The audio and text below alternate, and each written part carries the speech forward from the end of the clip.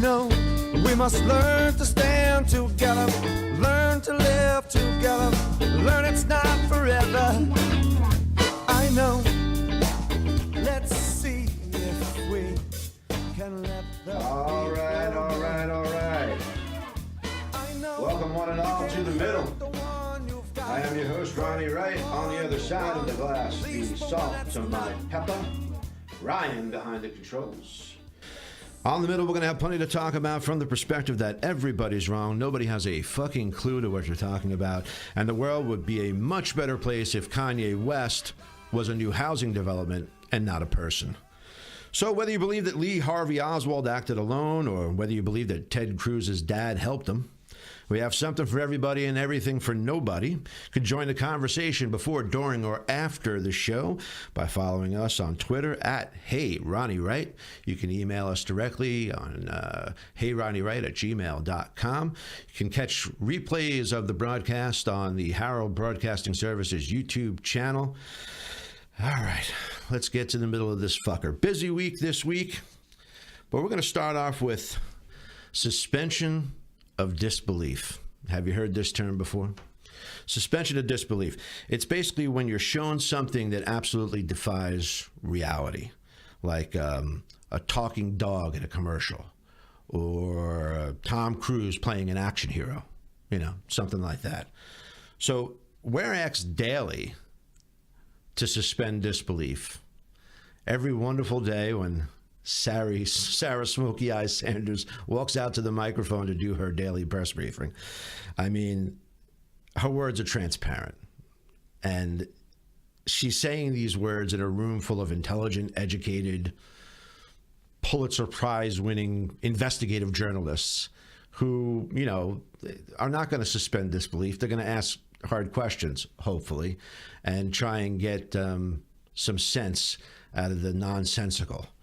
But to really get a feel for what suspension of disbelief looks like, let's look at my good friend Anderson Cooper. Go ahead and roll that footage.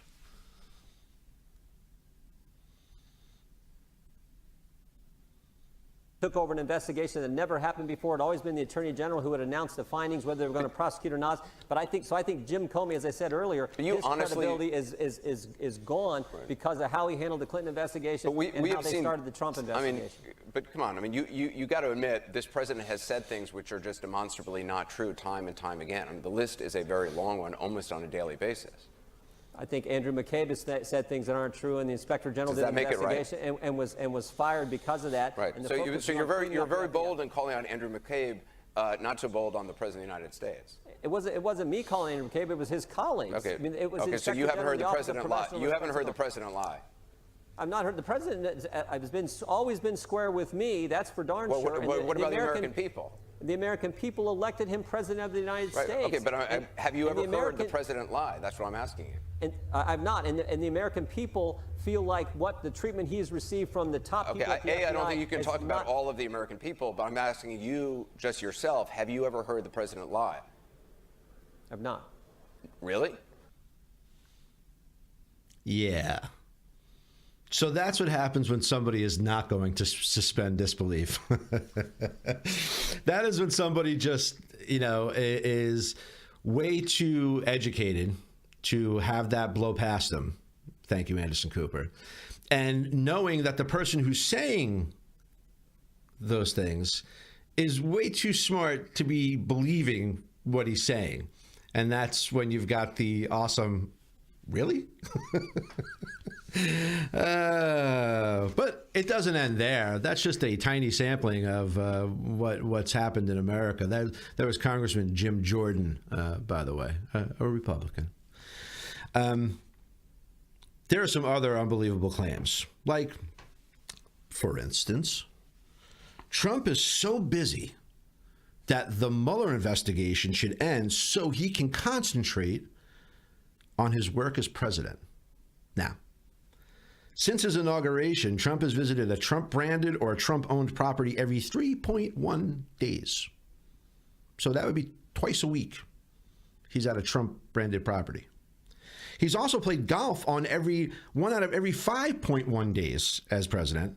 By our estimates, that's 88 rounds in total.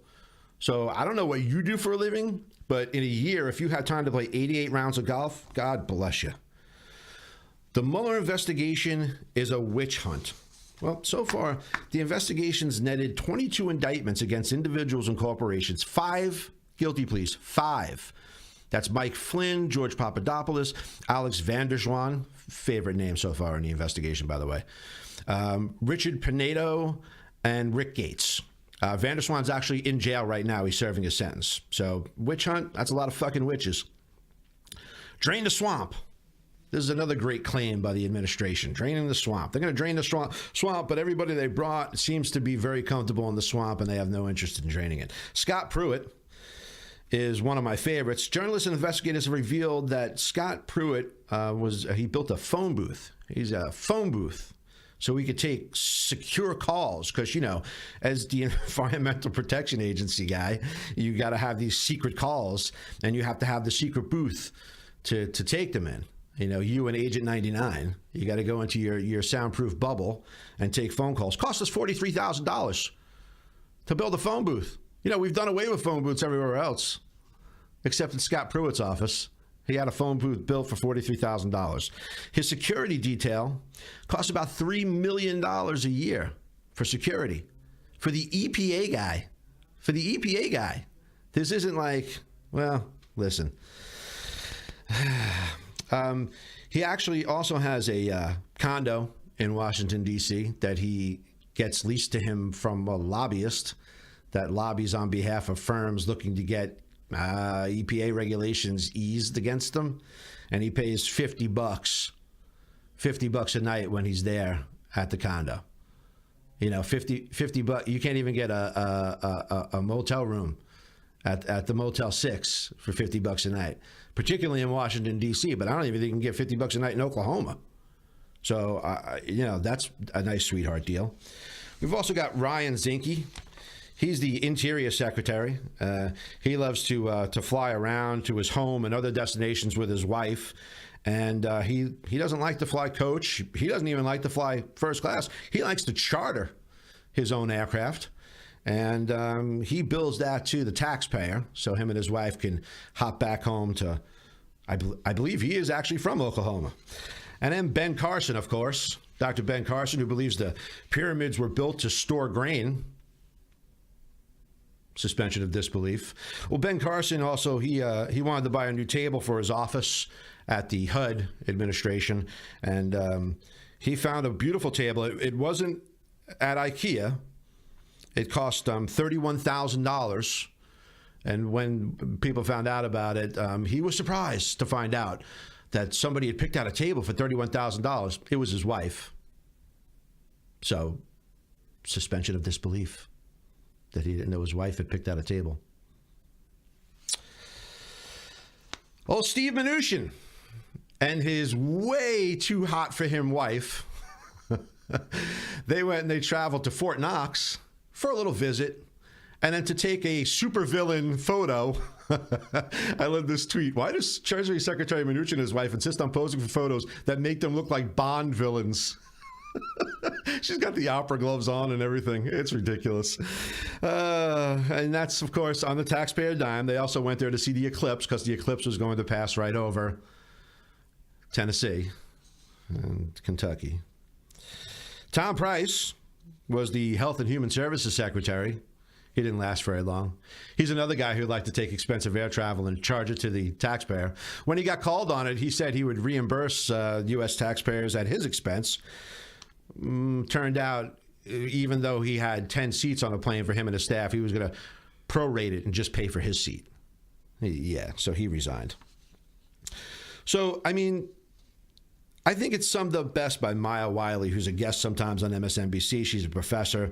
She said, quote, if hypocrisy were a crime, Trump would be serving a life sentence.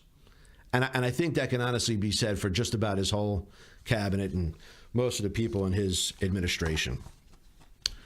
Moving on to our next suspension of disbelief, which would be Gina Haspel.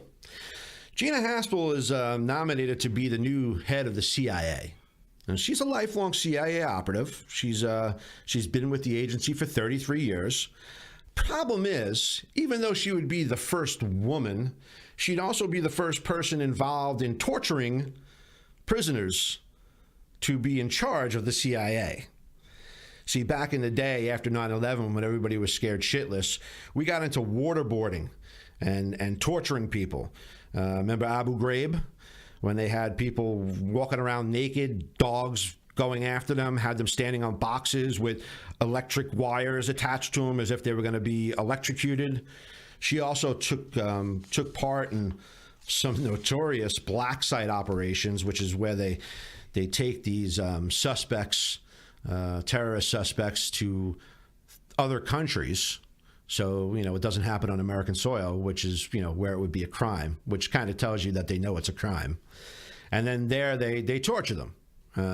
And, you know, look, torture rarely works the way you want it to, because, you know, over the thousands of years of people torturing other people, you know, I would tell you just about anything you wanted to hear if you were torturing me. And that's basically what these guys do. So if you're smart enough to sift through everything that they tell you, and you can sniff out, you know, what's true and what's not, well, kudos to you. But I don't think that's a fact. So she was in charge of these things.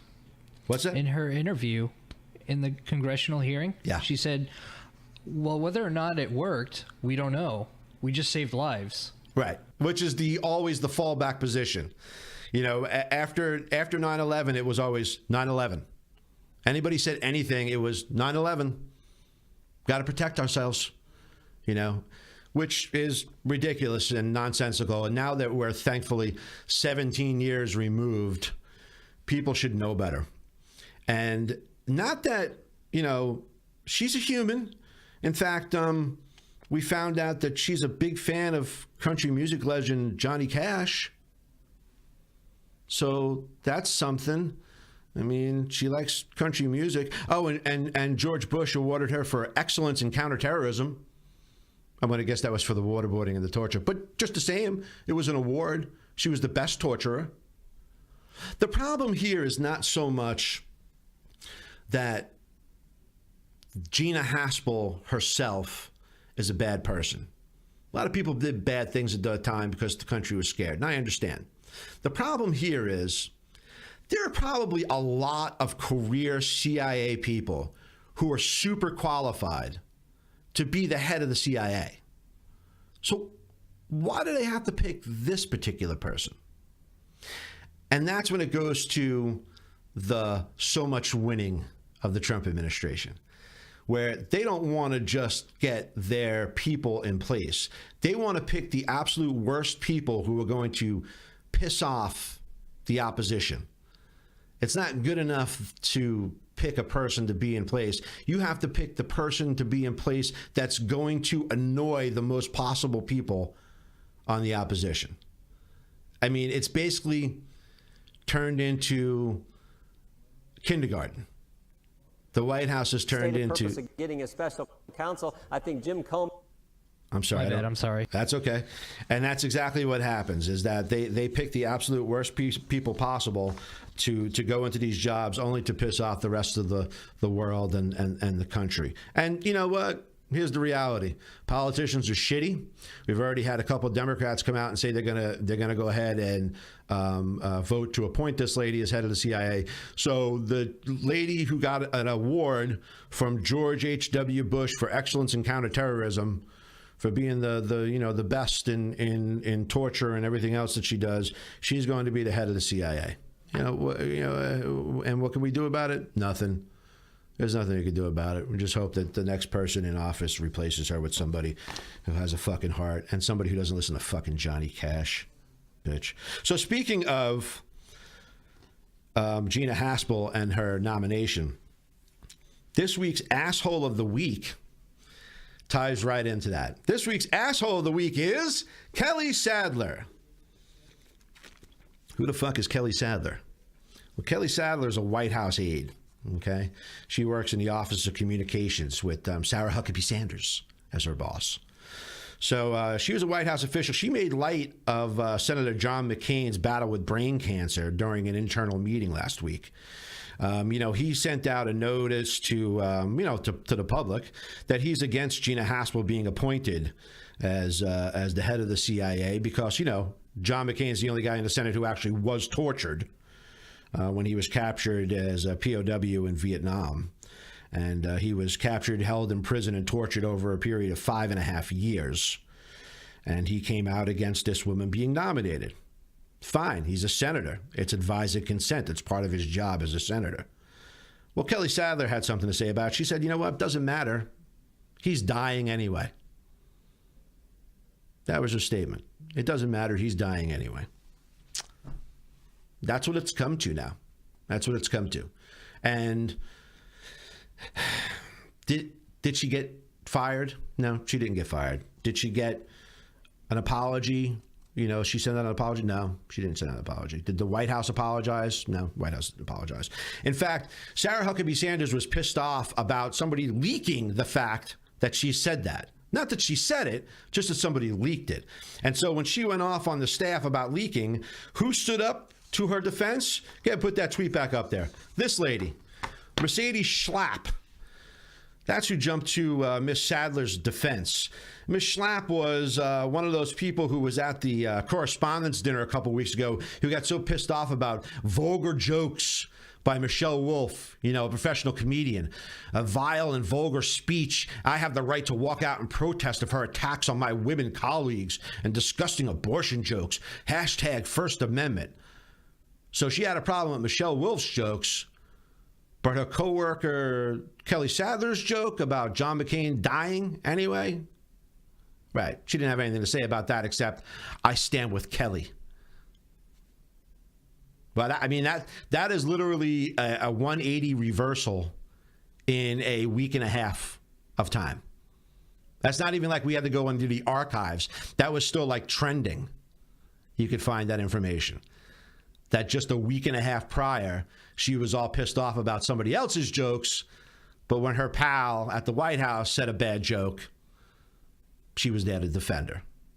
Well, good for you. You fit right the fuck in with this administration. It's a goddamn joke. And also, we have our buddy, a previous asshole of the week, Mick Mulvaney, Office of Management and Budget. He said it was a joke. It was a badly considered joke that he said fell flat. But it was a private meeting. I'm sorry. It was at the White House with people who get paid with public dollars. As far as I'm concerned, that's a public meeting. Ain't no fucking private meeting. Anyway, we'll hold our breath and wait for an apology from the administration. So this week, we're going to do something new. We're going to be doing the tweet of the week. This week's tweet of the week goes to, it's at DaxX98. This young lady was at a rally against the NRA when the NRA had their big meeting this past week down in Texas. And this old lady was in a wheelchair, and she had a sign that said, honey, your gun doesn't make your dick look bigger. It makes you look like a bigger dick. I mean, that's pretty good, Grandma. I don't know if she came up with that herself, but that was a fucking awesome tweet. Do we have that tweet? No, you only gave me the one from... No problem. So that was tweet of the week at DaxX98. All right. So in case you missed it, today is Mother's Day. Mother's Day. If you forgot, shame on you. Mother's Day is a holiday honoring motherhood that is observed in different forms throughout the world. And Mother's Day this year occurs on Sunday, May 13th, today. The American incarnation of Mother's Day was created by Anna Jarvis in 1908 and became an official U.S. holiday in 1914. Jarvis would later denounce the holiday's commercialization and spent the latter part of her life trying to remove it from the calendar. While dates and celebrations vary, Mother's Day traditionally involves presenting moms with flowers, cards, and other gifts. Celebrations of mothers and motherhood can be traced back to the ancient Greeks, but the clearest modern precedent for Mother's Day is the early Christian festival known as Mothering Sunday. Once a major tradition in the UK and parts of Europe, this celebration fell on the fourth Sunday in Lent, which was originally seen as a time when the faithful returned to the mother church, the main church in their, the home, the vicinity of their home, for a special service. So that slowly shifted to a more secular holiday where children would present their mothers with flowers and other tokens of appreciation. This custom eventually faded in popularity before merging with the American Mother's Day in the 30s and 40s.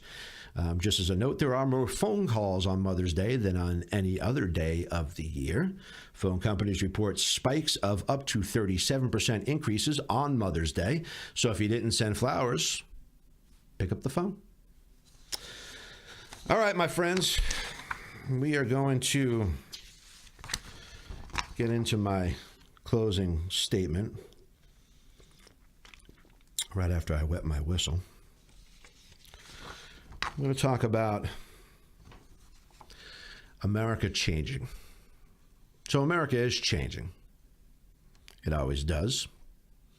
We became the greatest nation on earth because of our ability to change, to adapt, to become what we see as the ideal. Traditionally, that penchant for change is built into all of us.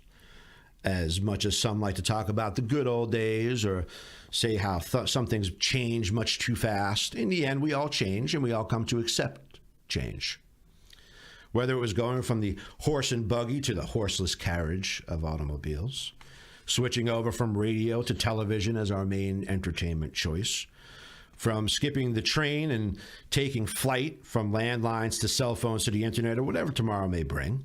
We adapt by adopting technology, but we also change as a nation and a society in what we find acceptable, our societal norms. And I truly believe that those accepted norms have something to do with our genes and our upbringing, how we are raised, who we are raised by, and the people who give us our very DNA determine who we are as individuals and collectively as a civilization. But something is happening in America. Something is changing what we find acceptable in society. Is it technology that changed us? Might have some influence, I'm sure. The way we are raised, I know that certainly has a lot to do with it. One more possibility is that medicine is better than it's ever been in human history. Disease and afflictions that would have killed us hundreds of years ago or even decades ago are curable or treatable. Defects in the human genome are no longer a death sentence or a reason for society to shun a person. So we live longer and we pass on those genes, even less desirable genes, more easily than ever. Could that influence society? Well, there was a film called Idiocracy. It follows a soldier who's frozen in an experiment only to wake up 500 years in the future. And although he's only of average intelligence, in the future, the less desirable genes have become the majority of the gene pool, making everyone of low intelligence and the thawed soldier the smartest man on Earth. So this clip, we're going to do this. We're going to hit that long clip there. This is going to show you how we get to that future. Go ahead and let it roll. Idiocracy, friends. As the 21st century began, human evolution was at a turning point. Natural selection, the process by which the strongest, the smartest, the fastest reproduced in greater numbers than the rest, a process which had once favored the noblest traits of man, now began to favor different traits. Most science fiction of the day predicted a future that was more civilized and more intelligent. But as time went on, things seemed to be heading in the opposite direction, a dumbing down. How did this happen? Evolution does not necessarily reward intelligence. With no natural predators to thin the herd, it began to simply reward those who reproduced the most and left the intelligent to become an endangered species. Having kids is such an important decision. We're just waiting for the right time. It's not something you want to rush into, obviously. No way. Oh shit, I'm pregnant again! I got too many damn kids. Thought you was on the pill or some shit. Hell no! Must have been thinking of Brittany. Brittany?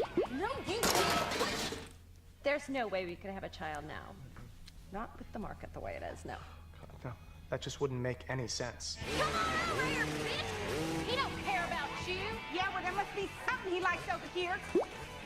You mean nothing to me, baby? Oh, shit. It wasn't me. It wasn't me. Well, we finally decided to have children, and I'm not pointing fingers, but it's not going well. And this is helping. I'm just saying that before I have in vitro, maybe you should be willing to... It's always me, right? Well, it's not my sperm count. Yeah! I'm gonna fuck all y'all! That's my boy! Cleavon is lucky to be alive. He attempted to jump a jet ski from a lake into a swimming pool and impaled his crotch on an iron gate. But thanks to recent advances in stem cell research and the fine work of Doctors Krinsky and Altschuler, Cleavon should regain full reproductive function. Get your hands off my junk!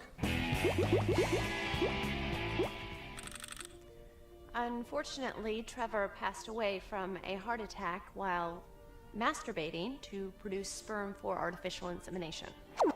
But I have some eggs frozen, so just as soon as the right guy comes along, you know. And so it went for generations, although few, if any, seemed to notice. And so there you have it, folks. Is that our future? It looks similar to our present. Is this what will happen when we water down intelligence until being dumb is being normal? The assault on intelligence, facts, and science has already begun. In the political arena, conservatives have been leaders in challenging what had always been accepted facts. Evolution, climate change. It's a bad idea to marry your cousin. It's possible, of course, that Donald Trump and his supporters could be the smartest people on earth if only somebody would put them into a deep freeze